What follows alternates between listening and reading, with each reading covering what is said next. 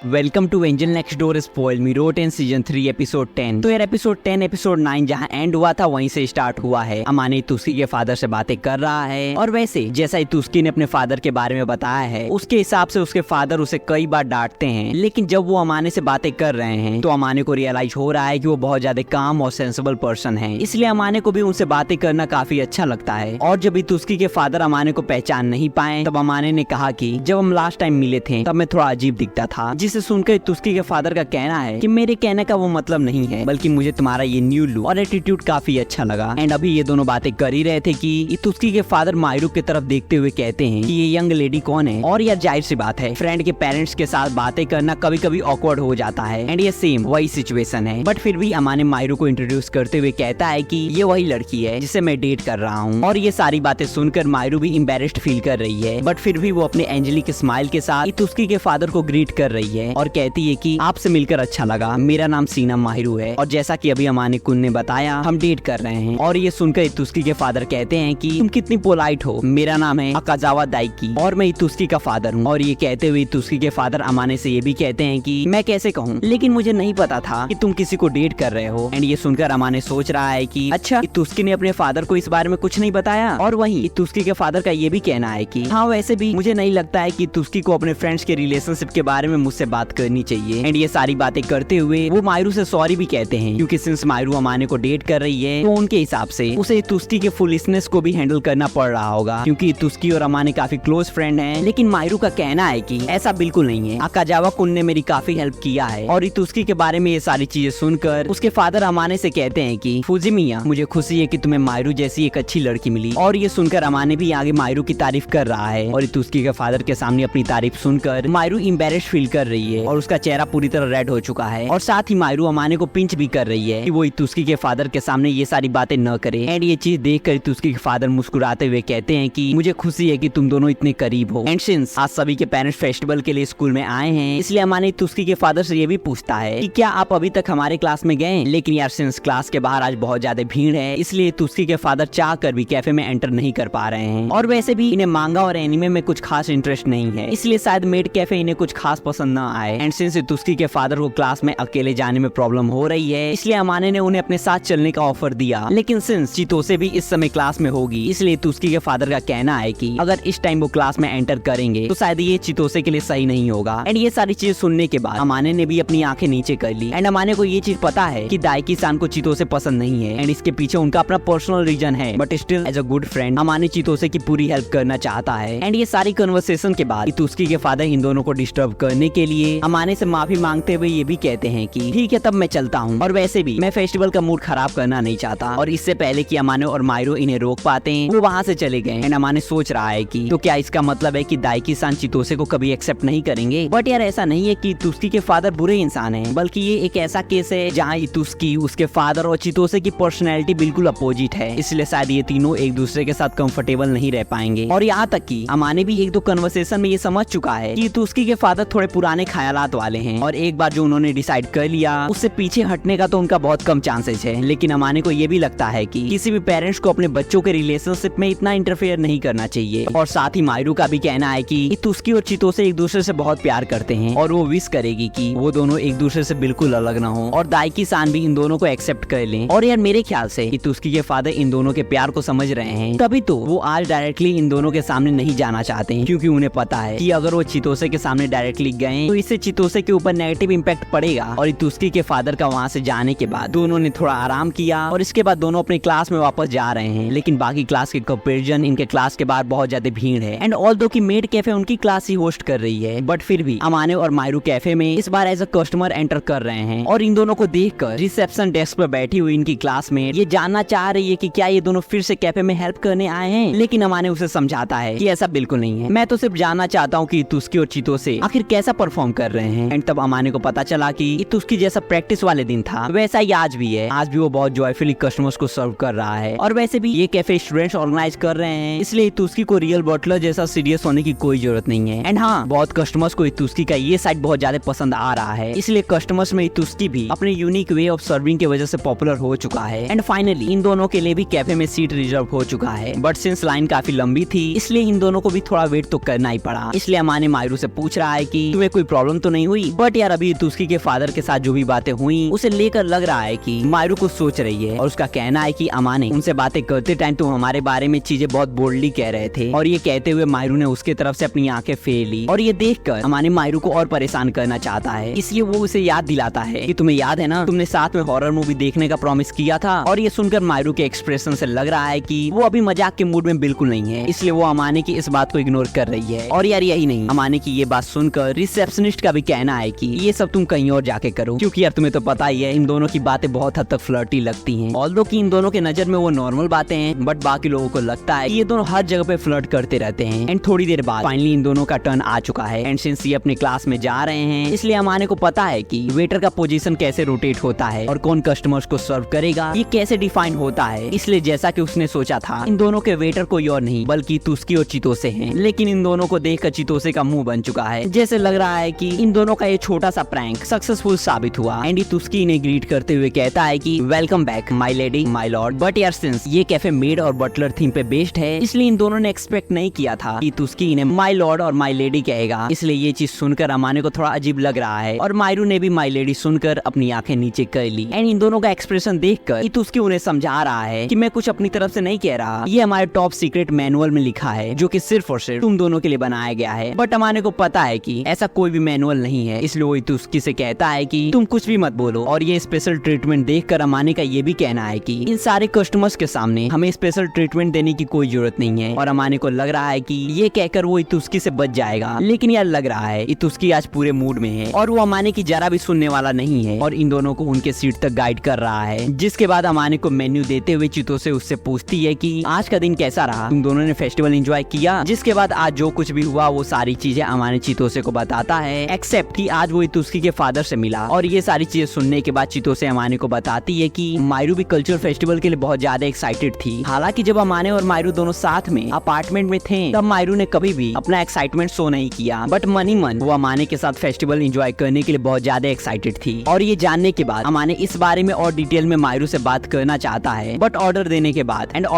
के बाद अमाने को याद आया कि वो सबके लिए डोनट लाया था, जिसे उसने तुस्की को दे दिया ताकि जब भी वो ब्रेक पे जाए वो कुछ खा सके। और डोनट रिसीव करने के बाद एज अ बटलर तुस्की अमाने को कहता है कि thank you my Lord. And my Lord सुनकर अमाने फिर से तुस्की को समझा रहा है कि प्लीज माय लॉर्ड कहना बंद करो। और ये कहने के बाद अमाने तुस्की को बताता है कि वो आज उसके फादर से मिला और सिंस चितोसे अभी इन दोनों के पास नहीं है, इसलिए अमाने के हिसाब से ये बात करने का एकदम परफेक्ट टाइम है। हालांकि अमाने को ये भी पता है कि शायद ये सुनने के बाद तुस्की का मोटिवेशन कस्टमर्स को सर्व करने का थोड़ा कम हो जाए, और हुआ भी कुछ ऐसा ही। ये चीज सुनने के बाद तुस्की की जॉयफुल स्माइल थोड़ी कम हो चुकी है, बट स्टिल वो इस चीज को हाइड करने की पूरी कोशिश कर रहा है। और अमाने ने ये भी बताया कि उन्हें क्लास में आने में प्रॉब्लम हो रही थी, इसलिए वो कहीं और चले गए। और ये चीज सुनकर तुस्की का भी कहना है कि ये भी ठीक है, क्योंकि अगर वो क्लास में आते तो शायद चितोसे के लिए चीजों को हैंडल कर पाना काफी टफ हो जाता। एंड इस कन्वर्सेशन के थोड़ी देर बाद चितोसे भी ऑर्डर लेकर वापस आ गई। एंड सिंस अभी थोड़ी देर पहले तुस्की के फादर के बारे में बातें हो रही थी, इसलिए मायरू और अमाने का एक्सप्रेशन चेंज हो चुका है, जिसे देखकर चितोसे को लग रहा है कि इन दोनों ने एक दूसरे से लड़ाई किया है। इसलिए वो जानना चाह रही है कि आखिर ऐसा क्या हो गया कि इन दोनों को लड़ाई करना पड़ गया। बट साथ ही चितोसे को ये भी पता है कि ये दोनों इतने अंडरस्टैंडिंग हैं कि इनके बीच अगर किसी भी चीज को लेकर थोड़ी भी मिसअंडरस्टैंडिंग होगी तो ये जल्द से जल्द चीजों को सॉर्ट कर लेंगे। और ये सारी कन्वर्सेशन के बाद चितोसे अमाने से ये भी जानना चाह रही है कि आज उनके पेरेंट्स आएंगे कि नहीं। लेकिन हाँ, अमाने के फेस को देखकर लग रहा है कि उसे इस चीज का कोई भी आइडिया नहीं है। बट अमाने को ये भी पता है कि जब उसकी मदर इस बार आएंगी तो वो मायरू को डिफरेंट ड्रेसेस में रेडी जरूर करेंगी, क्योंकि उन्हें मायरू के लिए ड्रेसेस खरीदना बहुत ज्यादा पसंद है। और वैसे भी वो मायरू को पहले से ही अपनी बेटी मान चुकी हैं। और अगर तुमने नोटिस किया होगा तो अमाने की मदर और चितोसे की पर्सनैलिटी काफी हद तक सिमिलर है, इसलिए इस बार हो सकता है कि चितोसे भी मायरू को ड्रेसअप करने में सिहोको को कंपनी दे। एंड इसके बाद हमें दिखाया जाता है अमाने कॉफी पी रहा है एंड वेट कर रहा है कि मायरू पहले जैसी नॉर्मल हो जाए। और कॉफी पीते हुए अमाने ये भी नोटिस करता है कि मायरू और कादवाकी के जाने के बाद भी कैफे में काफी कस्टमर्स हैं, जिससे ये तो साफ है कि कादवाकी और मायरू ने कस्टमर्स को अट्रैक्ट तो किया है, बट कस्टमर्स कैफे के थीम और वेट्रेस ड्रेस को देखकर बहुत ज्यादा इम्प्रेस्ड हैं। और यह सभी बटलर और मेड के कॉस्ट्यूम में काफी क्यूट भी दिख रहे हैं। और ये चीज सुनकर मायरू अमाने से पूछ रही है कि अमाने को क्या तुम्हें आज बाकी लड़कियां भी क्यूट लग रही हैं? और ये क्वेश्चन सुनकर अमाने समझ रहा है कि मायरू आखिर कहना क्या चाहती है, इसलिए उसने जवाब दिया कि अगर सच कहूँ तो हाँ, आज बाकी लड़कियां भी क्यूट दिख रही हैं, बट मायरू तुम चिंता मत करो, सिर्फ तुम हो जिससे मैं प्यार करना चाहता हूँ। और ये चीज सुनकर एम्बैरेसमेंट से मायरू ने अपनी आंखें नीचे कर दी। और मायरू का क्यूट एक्सप्रेशन देखकर अमाने उसे और परेशान करना चाह रहा है, लेकिन फिलहाल ये दोनों पब्लिक प्लेस में हैं, तो अगर अमाने ने लिमिट से ज्यादा मायरू मायरू को परेशान किया तो हो सकता है कि वो गुस्सा भी हो जाए। और यार अमाने को ये भी पता है कि इतने क्राउडेड प्लेस में मायरू के क्यूट एक्सप्रेशन देखना तो छोड़ो, वो उससे अच्छे से बात भी नहीं कर पाएगा। इसलिए ये दोनों जल्द से जल्द कैफे से बाहर आ गए और अब सोच रहे हैं कि इन्हें नेक्स्ट कहाँ जाना चाहिए। तो लेट्स सी ये दोनों नेक्स्ट क्या करते हैं, और ये चीज तो हमें नेक्स्ट एपिसोड में ही पता चलेगा। सो या बाकी टिल देन एंजॉय एनीमे, मिलते हैं एपिसोड 11 में।